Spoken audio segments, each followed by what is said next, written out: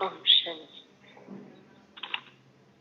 आज बाबा ने हम बच्चों को कहा, बच्चे तुमको सच्चा सच्चा रास्ता मिला है,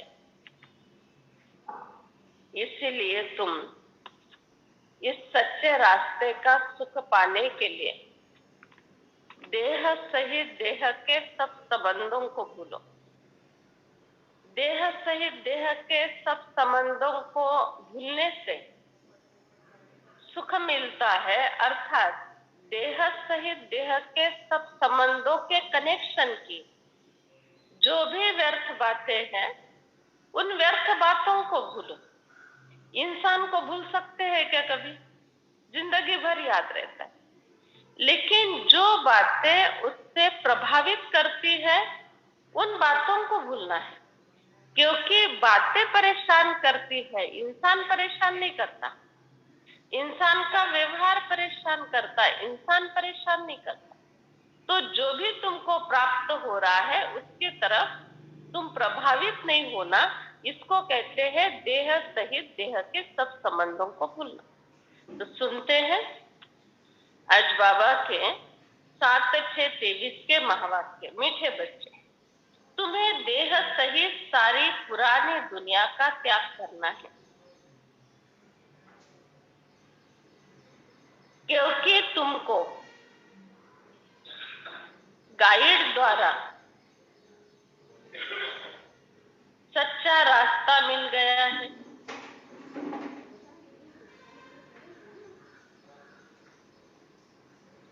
प्रश्न है, ईश्वरीय प्लान के अनुसार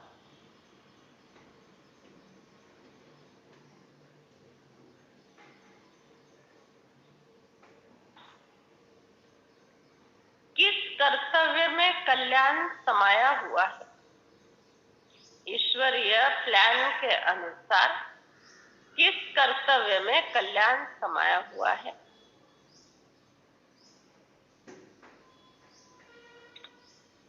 किस कर्तव्य में है? ऑनलाइन पर सुनने वाले सविता बहन बताना कि किस कर्तव्य में कल्याण समाया हुआ है। अच्छा, और संजीवनी बहन बता। विनाश में कल्याण समाया, देखो है? विनाश में का बराबर है ना? विनाश के बाद तो सभी आत्माएं मुक्ति, जीवन मुक्ति को पालेगी। कल्पना है?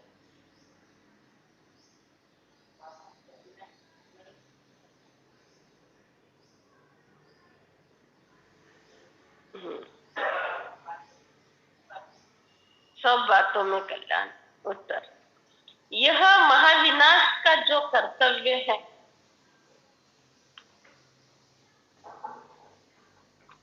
जिसमें सारी पुरानी दुनिया खत्म होनी है,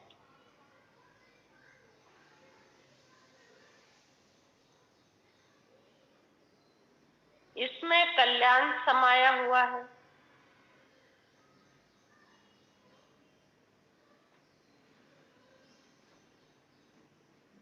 मनुष्य समझते हैं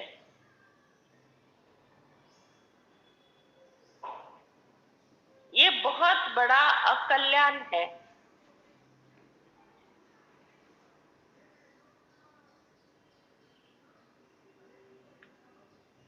मनुष्य समझते बहुत बड़ा अकल्याण है, लेकिन बाबा कहते हैं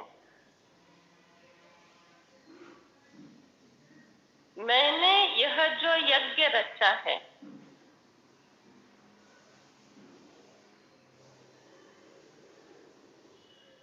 इसमें सारी पुरानी दुनिया की आहुति पड़ेगी।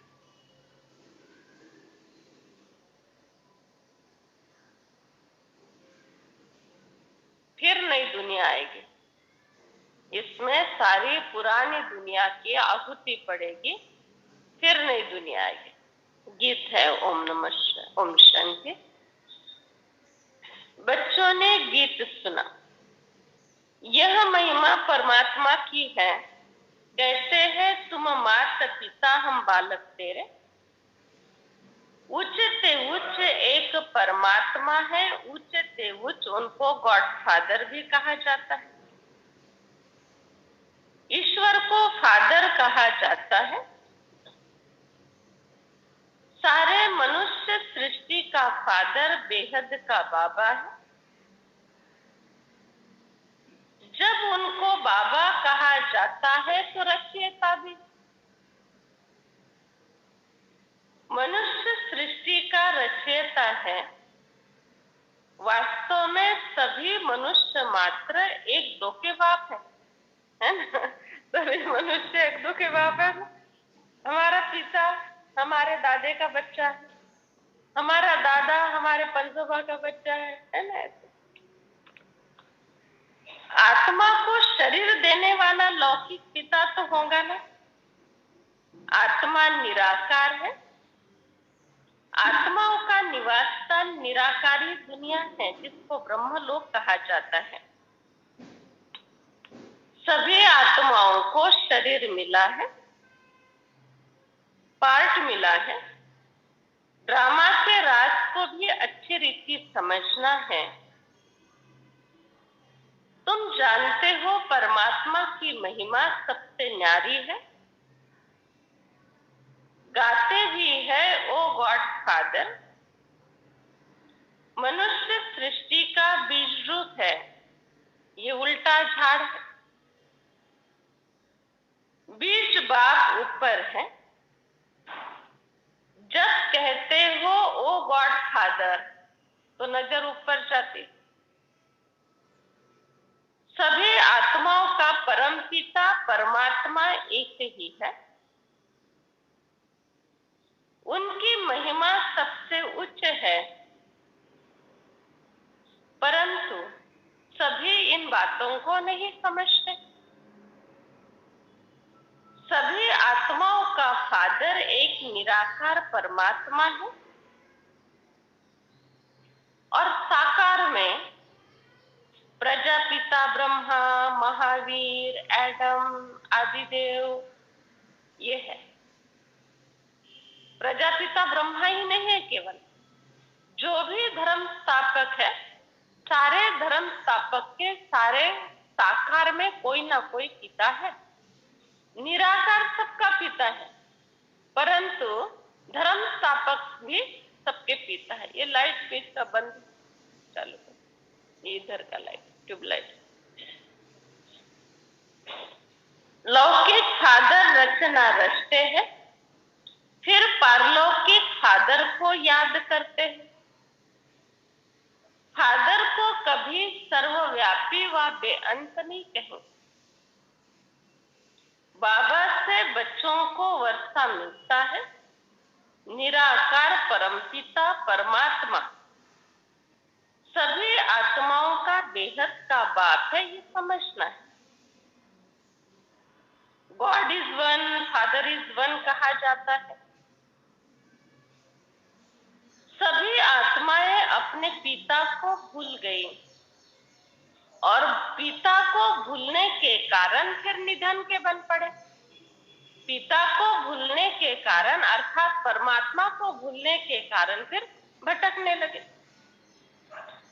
बाबा कहते हैं फादर को न जानने के कारण बहिष्ठ यानी रचना को अथवा भाई बहन को याद करते। फादर को भूलकर आपस में भाई बहनों को याद करते। भाई बहन कौन हो गए? देवी देवता, ये भाई बहन हो गए ना। तो देवता अर्थात 33 कोटि लोक संख्या से, ऐसे कहते हैं ना, 33 कोटि देवी देवता नमः, ये कहते हैं। तो 33 कोटि माना सतयुग और त्रेतायुग की लोक संख्या। तो फादर को भूल गए अर्थात निराकार को भूल गए, और निराकार तक क्या सबकी पहुंच भी नहीं, सबकी पहुंच नहीं। जैसे दादी सभी की है, संतोष दीदी सभी की है, लेकिन सभी पहुंच पाते हैं क्या उनसे? सभी उनको मिल पाते हैं क्या? सभी उनको पैर को हाथ लगा के दर्शन दे सकते हैं? नहीं है। तो सभी के, लेकिन पहुंच सभी की नहीं है।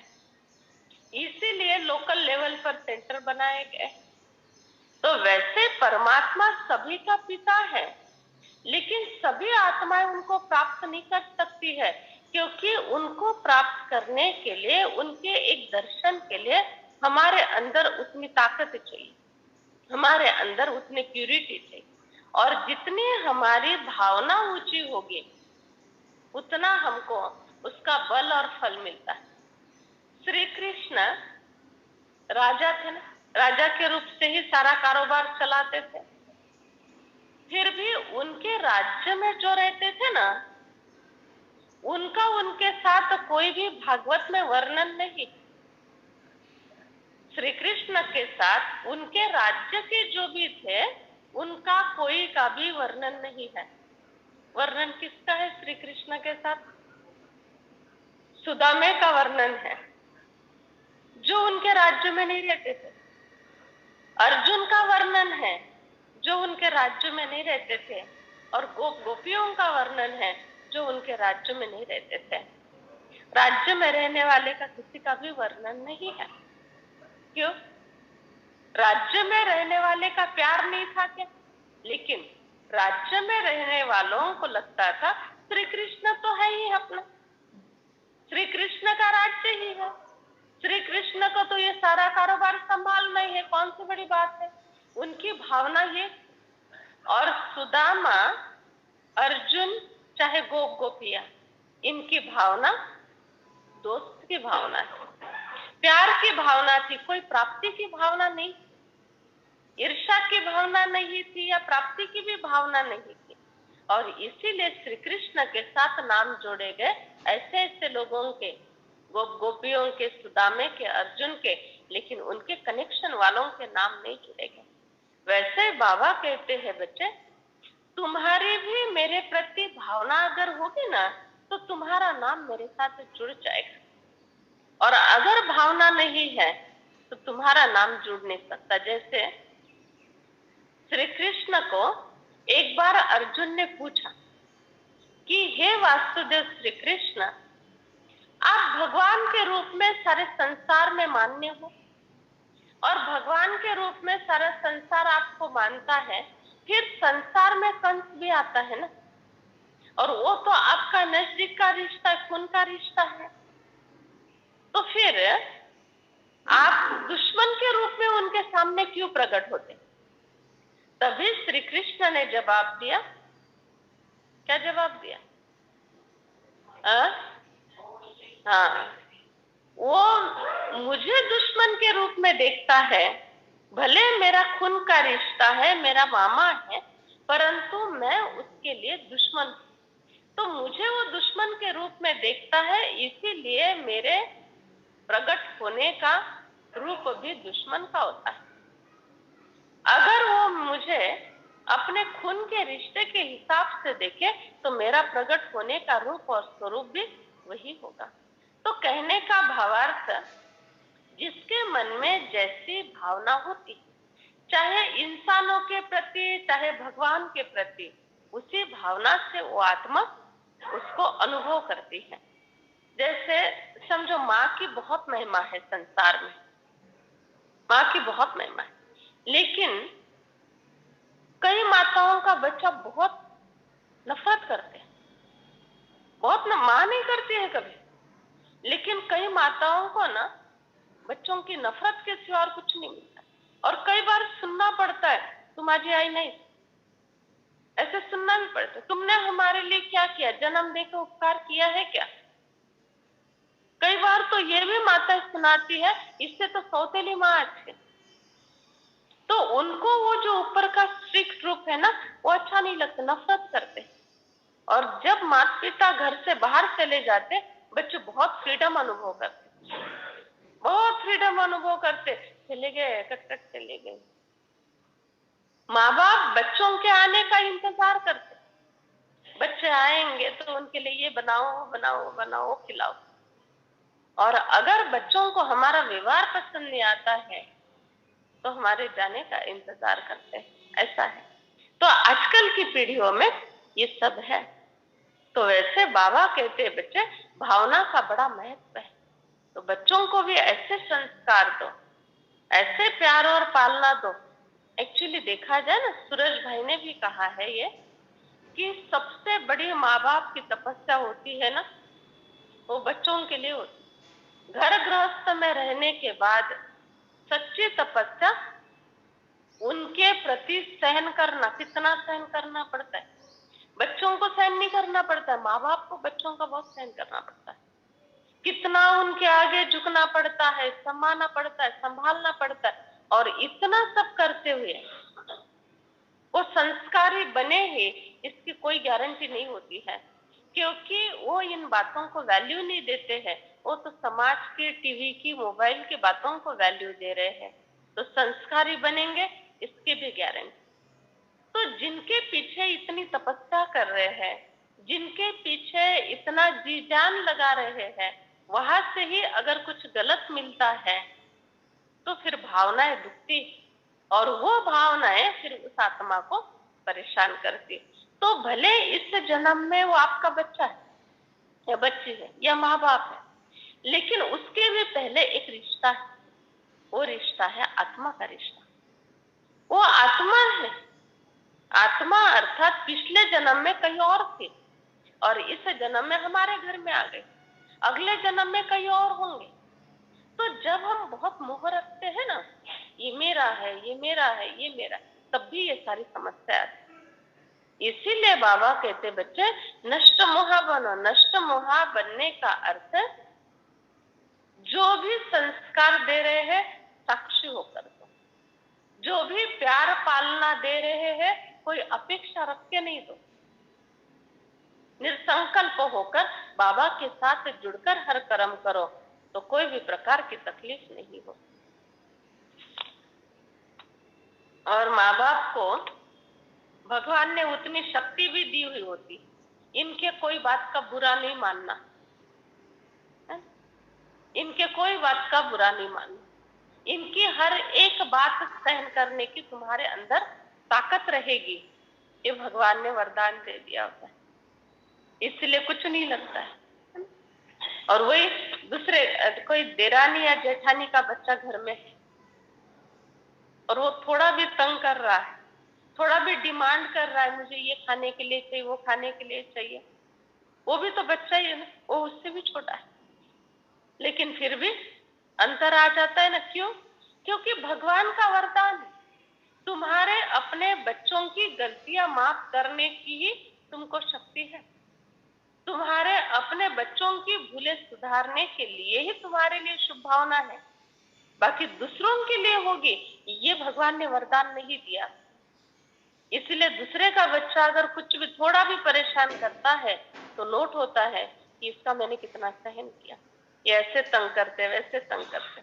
खुद के बच्चे के लिए बोलेंगे परंतु अंदर से फिर वही प्यार, वही सहनशीलता। बाबा कहते हैं माँ बाप परमात्मा को कहा जाता है, माता पिता ऐसे कहते हैं ना, ये भी समझना है कि गॉडफादर तो एक है। तुम बच्चे जानते हो वर्षा उस बाबा से मिलता है, ब्रह्मा विष्णु शंकर उनकी रचना है। ब्रह्मा विष्णु शंकर सूक्ष्म वतनवासी, सूक्ष्म वतन के ऊपर मूल वतन है। हम आत्माएं स्वीट होम के रहने वाले हैं। बाबा कहते हैं निराकारी दुनिया, इन वतनों को जानना है, 3 लोकों को जानना है, सूक्ष्म वतन, मूल वतन, स्थूल वतन को भी जानना है। करण करावनहार क्रिएटर एक परमात्मा है। ब्रह्मा द्वारा ब्राह्मण मुखवंशावली, ब्रह्मा कुमार कुमारियों को एडॉप्ट करते हैं। तुम्हारा यादगार दिलवाड़ा मंदिर खड़ा है, नीचे तपस्या कर रहे हैं, ऊपर स्वर्ग है। जिन्होंने भारत को पतित से पावन बनाया था उनका यादगार है। जगत अम्बा जगत पिता है, राज्यों की तपस्या कर रहे। भगवान वाच, मैं ब्रह्मा तन द्वारा बैठकर तुमको राज्यों सिखाता हूं। जगत अम्बा भी है, प्रजापिता ब्रह्मा भी है, अधर कुमार कुमारियां भी है। जगत अम्बा जगत पिता के तुम बच्चे। बाबा बैठकर सबको राजयोग सिखाते हैं। अच्छा बच्चे, तुमको बाबा को याद करना आता है? किसको नहीं आता? ऑनलाइन वाले बताओ, किसको नहीं आता है?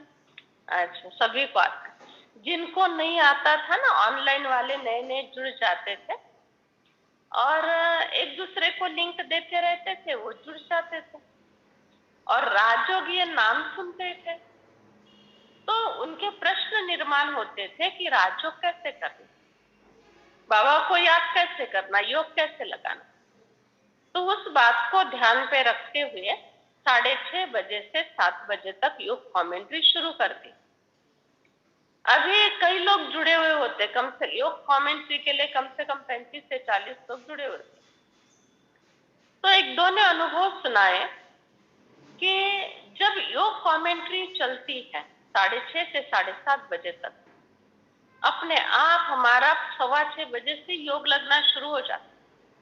कभी 6:30 बजे योग कमेंट्री चालू हो जाएगी, योग के वाइब्रेशन फैलेंगे और 6:15 बजे से हमारा आकर्षण लिंक के तरफ चालू हो जाता। अभी योग कमेंट्री तो यूट्यूब पे बहुत, ब्रह्मा कुमारी योग कमेंट्री ऐसा अगर ऊपर डाल दिया ना, एक से बढ़कर ये योग कमेंट्री है और उनको पता भी था इतनी सारी योग की कमेंट्रीज है, सॉफ्ट म्यूजिक है, ओम ध्वनि है, फिर भी इतने समय से क्यों डिमांड थी कि योग कैसे करना है सिखाओ। यूट्यूब पे सब अवेलेबल है, फिर भी क्यों?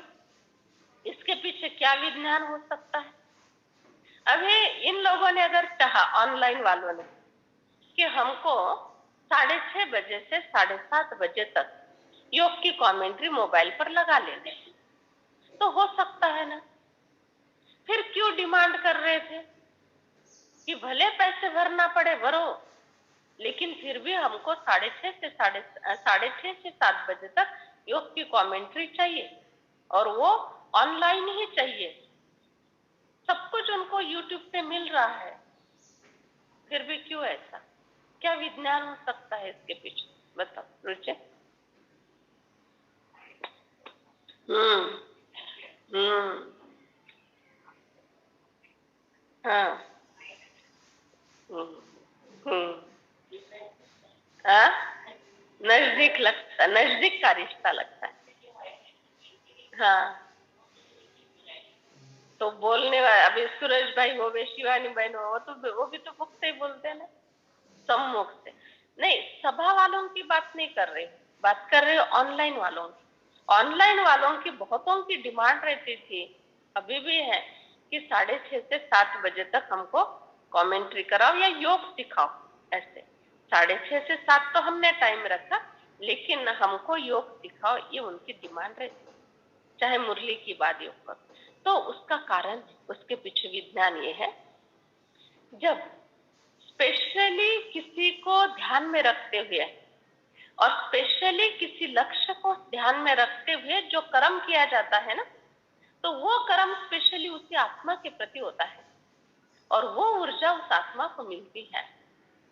और जो यूट्यूब पर जो भी कमेंट्रीज आती है, एक से बढ़कर एक महारथियों की कमेंट्री, संतोष दीदी, सूरज भाई, आशा दीदी, लेकिन वो स्पेशली किसी आत्माओं को लक्ष्य लेकर नहीं की हुई होती है, वो जनरल सारे विश्व के प्रति होती है। तो सारे विश्व के प्रति होने के कारण थोड़ी एनर्जी सारे विश्व में बढ़ गई। और ये जो होती है, यहाँ कोपरगांव के व्यासपीठ से जो ऑनलाइन कमेंट्री की जाती है, वो इस लक्ष्य से कि 35, 40, 50 लोग जुड़े हुए होते हैं योग के लिए, तो उनको ये वाइब्रेशन पहुंचे, उनको योग करना कैसे है ये समझ में आ जाए, इसलिए फोकस उनके ऊपर होता है, तो एनर्जी सारी उनको मिल जाती। अभी कोई बहन कैसे कमेंट्री करते, फिर भी सबको बहुत पसंद आ रही है। क्यों? क्योंकि थोड़ी आत्माओं के प्रति है तो एनर्जी ज्यादा मिल रही, और विश्व के प्रति है तो एनर्जी सारे विश्व में डाइवर्ट हो रही है। तो ये है स्पेशल पालना। जनरल पालना और स्पेशल पालना, दोनों पालना में अंतर होता है। तो स्पेशल पालना चटनी भाकरी भी होवे ना तो भी अच्छी लगेगी, और जनरल पालना में 36 प्रकार का भोजन होवे तो भी उसकी वैल्यू कम होगी। ऐसा है। तो ये ऑनलाइन पर जो पालना मिल रही है बाबा के बच्चों को, स्पेशल पालना, ऐसे नहीं अनुभव आ रहे कि कोई क्या अनुभव सुना रहे हैं कि हम इतने बाबा के पक्के बन गए हैं, हमको इतने वर्षों से कोई बात समझ में नहीं आती थी, अभी हमको 1 महीने के अंदर संपूर्ण ज्ञान प्राप्त हुआ, ऐसे लग रहा है। तो ये सारी बातें जो हो रही है ना, ये मुरली के द्वारा हो रही है, ऑनलाइन मुरली के द्वारा, और स्पेशली उन आत्माओं को सामने रखकर। ऑनलाइन वाले कोई कहाँ जुड़ा है, कोई कहाँ जुड़ा, कोई पुना में जुड़ा होगा तो कोई सातारा में जुड़ा हुआ है, कोई पुनतांबा में है तो कोई कारवाड़ी में, लेकिन स्पेशली उन आत्माओं के लिए ये सब बातें बाबा ऊपर से सुनाते हैं, इसीलिए इन आत्माओं को इतना फायदा हो रहा है। ऐसा।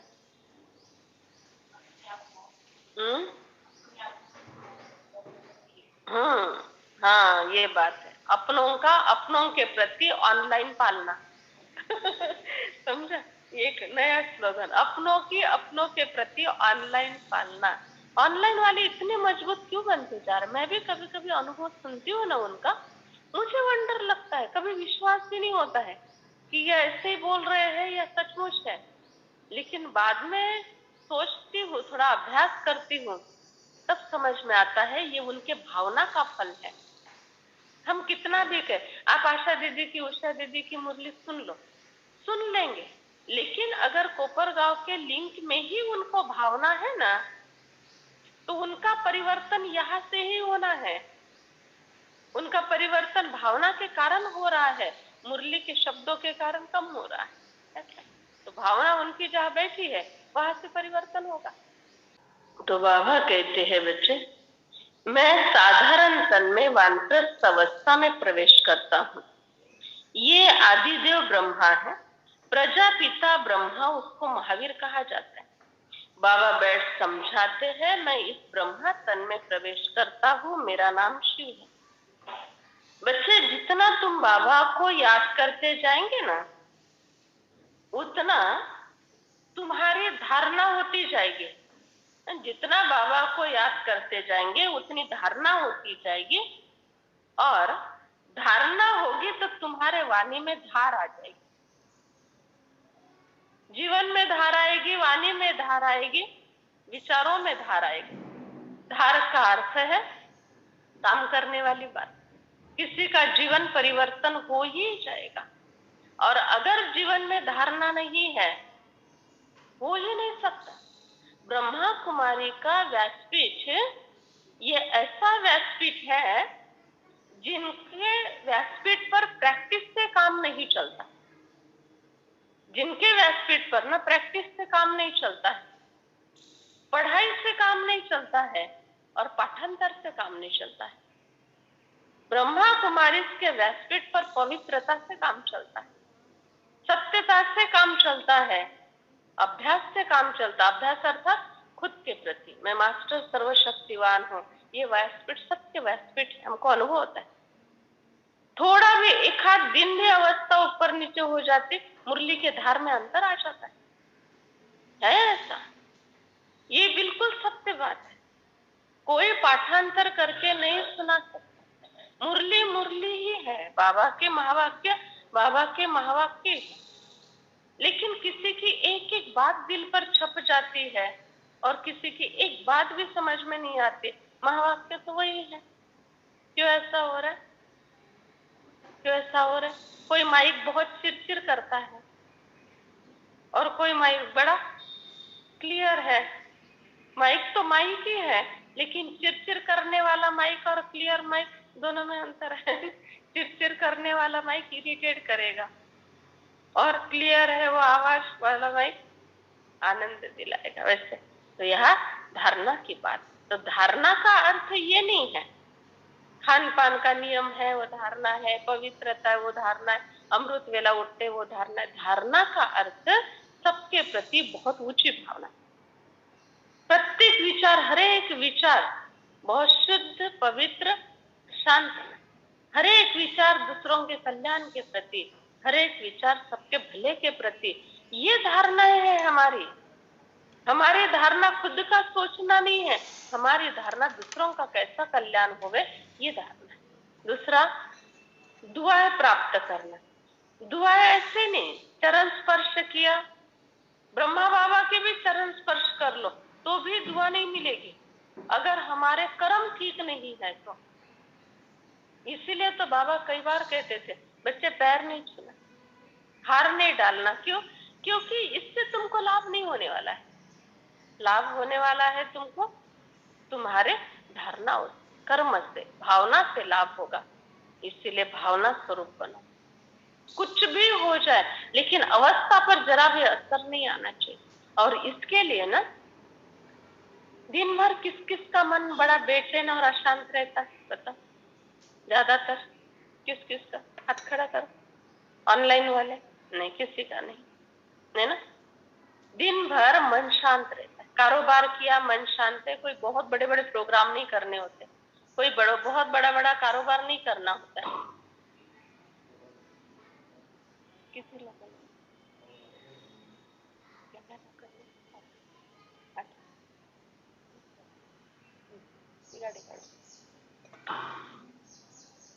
तो कितनों का मन दिन भर ऐसा शांत होता है, तो उसको शांत नहीं रहने दो, मन को शांत नहीं रहने दो। अब सोचेंगे ये बात कैसे बोल दिया आज दीदी ने। नहीं, मन को शांति के साथ शक्ति से जोड़ो, डबल कमाई हो जाएगी। मन शांत है ना, मंत्र शुरू, मैं शांत, मैं मास्टर सर्वशक्तिवान हूँ। शांत तो है ही ना, मैं मास्टर सर्वशक्तिवान हूँ। मेरे शरीर से, ब्रेन से, आत्मा से किरणें निकल रही है, किरणें निकल रही है, सारे घर में फैल रही है, सारे दुकान में फैल रही है, ऑफिस में फैल रही है। मैं मास्टर सर्वशक्तिवान, मैं मास्टर सर्व। कंटिन्यू चालू रखो ना मंत्र। मैं दुखी हूँ, मुझे तकलीफ है, मैं दुखी हूँ, मुझे तकलीफ है, चालू रहता है ना मंत्र। टेंशन है, टेंशन है, चालू रहता है ना मंत्र। तो वैसे एक मंत्र चालू, मैं मास्टर सर्वशक्तिवान। इतना जबरदस्त चमत्कार अनुभव होगा, करो ये और दिल से करो। उसके बाद ना किसी बात में बुद्धि योग नहीं जाता है। क्या कितना साधारण जीवन जीते कई बार हम लोग, इसने ऐसा किया, उसने वैसा कहा, ये है वो हुआ। अरे छोड़ो इन सब बात, ये बहुत फालतू की बात है। मैं मास्टर सर्वशक्तिवान हूँ। जो भी समस्या उसको जल्दी से सेट कर डालो, चले जाओ अपने घर में, मास्टर सर्वशक्तिवान हूँ, है ना? ऐसा बाबा कहते, मैं साधारण तन में आता हूँ, वानप्रस्थ अवस्था में प्रवेश करता हूँ। रोज का ना कंटिन्यू मंत्र करो। ये ऑनलाइन वाले भी सभी ध्यान से सुन लो, बार बार, मैं मास्टर सर्वशक्तिवान हूँ। कोई समस्या की ताकत नहीं आपके आगे खड़ा रहने की, लेकिन दिल से करो। दूसरे सब विचारों से बाहर निकल कर आ जाओ। छोटे छोटे पेपर आते हैं, कोई बड़ी बातें नहीं। गंगा नदी को सदगति दाता थोड़ी कह सकते, पतित पावन परमपिता परमात्मा है, स्वर्ग स्थापन परमात्मा करते हैं। देलवाड़ा मंदिर में भी पूरा यादगार है, नीचे तपस्या में बैठे देवी देवताएं भारत में थे, जरूर बाबा आते हैं पतितों को पावन बनाने। कहते मैं कल्प कल्प संगम युग पर आता, जबकि कलयुग के अंत में आकर सतयुग स्थापन करता हूँ।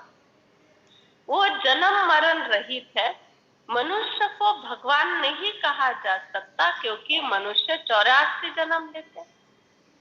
तुम बच्चे जानते हो ये मृत्यु लोक है, सतयुग को अमरलोक कहा जाता है। बच्चे तुम बाबा की याद में रहो, तुम्हारा बेड़ा पार हो जाएगा। एक ही मंत्र है, बहुत सिंपल। कुछ भी हो जाए ना, बाबा से अटैच हो, कोई बात के लिए ज्यादा सोचो नहीं। देखो जो भी सीन अभी ड्रामा की है ना, उसको पार होना ही। समझो मुझे 2 दिन के बाद कोई प्रोग्राम करना है या किसी से मिलना जुलना, मैंने आज बहुत प्लान करके रखे, ऐसा करेंगे, ऐसा करेंगे, ऐसा करेंगे। ड्रामा में जो होना है टाइम पर वही दृश्य सामने आता है। कई बार प्लान कोई भी काम नहीं करता, तो प्लान जरूर करो। प्लान करना पड़ेगा, तब तक सक्सेस नहीं होंगे, लेकिन इतना भी प्लान नहीं जो फेल हो जाए, है ना। तो इसीलिए ऐसा परफेक्ट रहो, कोई भी सिचुएशन किसी भी सेकंड सामने आए ना, तो उसके लिए प्लान की जरूरत नहीं, तैयारी की जरूरत है। सारे शस्त्र हमारे पास तैयार। इसको कहा जाता है धारणा। कंटिन्यू बाबा में। और हो सकता है, वैसे देखा जाए ना, हमारा अनुभव ऐसा है, कंटिन्यू बाबा में रहना बहुत सहज, और बाबा से डिस्कनेक्ट होकर और बातों में चले जाना बड़ा कठिन। वहां जाओ, फिर इधर आ जाओ, फिर उधर जाओ, फिर इधर आ जाओ। उससे अच्छा स्थिति शांत है, कोई समस्या नहीं है, पूरा पूरा फायदा ले लो। कल कोई समस्या आ जाएगी, स्थिति खराब हो जाएगी, तो ये जो आज शक्ति जमा की है ना, ये कल मदद करेगी हमको, ऐसा है। और किसी को भी टूटने नहीं दो, कोई के भी हमारे कारण कोई प्रकार के संकल्प न चले, इस बात का बहुत ध्यान रखना। उसके लिए चाहे अटैच होना पड़े, चाहे डिटैच होना पड़े, चाहे किनारा करना पड़े, चाहे थोड़ा सा झुकना पड़े, लेकिन कोई के भी मेरे कारण संकल्प ना चले। जो इस नॉलेज को जानकर स्वदर्शन चक्रधारी बनते हैं, वही राजा बनेंगे। बाबा के एक एक महावाक्य ना बड़े गहन रहस्य युक्त होते हैं। शब्द नहीं सुनो, उसका रहस्य सुनो। बाबा ने देखो क्या कहा, जो इस नॉलेज को जानकर स्वदर्शन चक्रधारी बनते हैं, वही चक्रवर्ती राजा बनते। स्वदर्शन चक्रधारी का अर्थ खुद का दर्शन।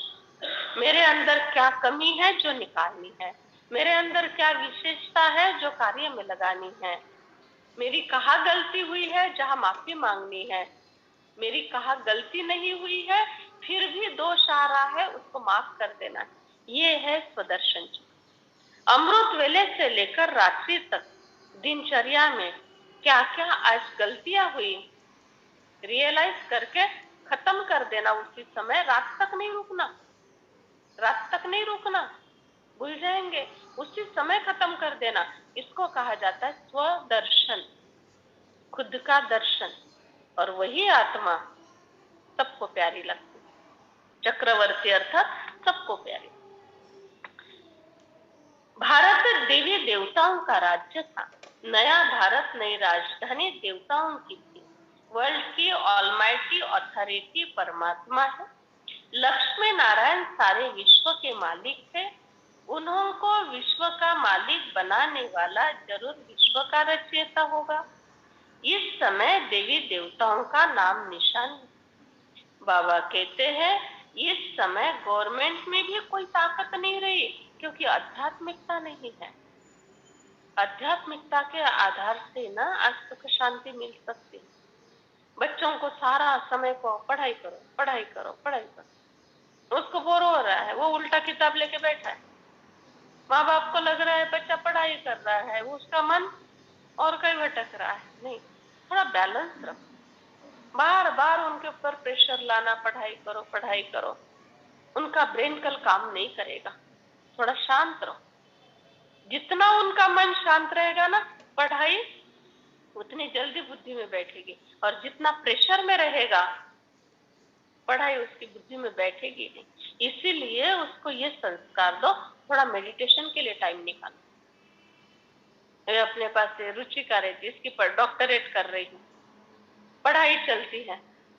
6:30 से 7:30 का योग कभी मिस नहीं करने देते उसको। सवेरे का योग भले 11:30 तक पढ़ाई पढ़े, लेकिन सवेरे अमृत वेले का योग कभी मिस नहीं होता है। 6:15 बजे का योग कभी मिस नहीं होता है। क्यों? पहले ये नहीं होगा तो आपकी पढ़ाई अच्छी होगी, ये मिस नहीं होगा तो, और ये मिस होगा तो पढ़ाई में थोड़ी सी मेहनत ज्यादा करनी पड़ेगी, फिर भी उतनी सफलता नहीं होगी। तो ऐसे ये बच्चे होते हैं जो संस्कारी बच्चे होते हैं, मेडिटेशन वाले बच्चे होते हैं, और बहुत अच्छे मार्क्स लेकर पास हो जाते हैं। ऐसा अभी अपने जहाँ जहाँ हॉस्टल है, इंदौर में, नडियाद में, अहमदाबाद में कन्याओं के हॉस्टल है।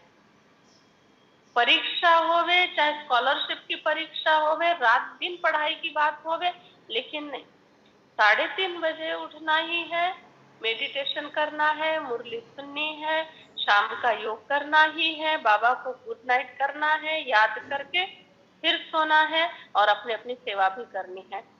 बहुत सी बच्चियां टॉप कर लेती। अगर कोई कहे 3:30 बजे उठना पड़ता है, नहीं, एकदम हेल्दी और टॉप कर लेती है।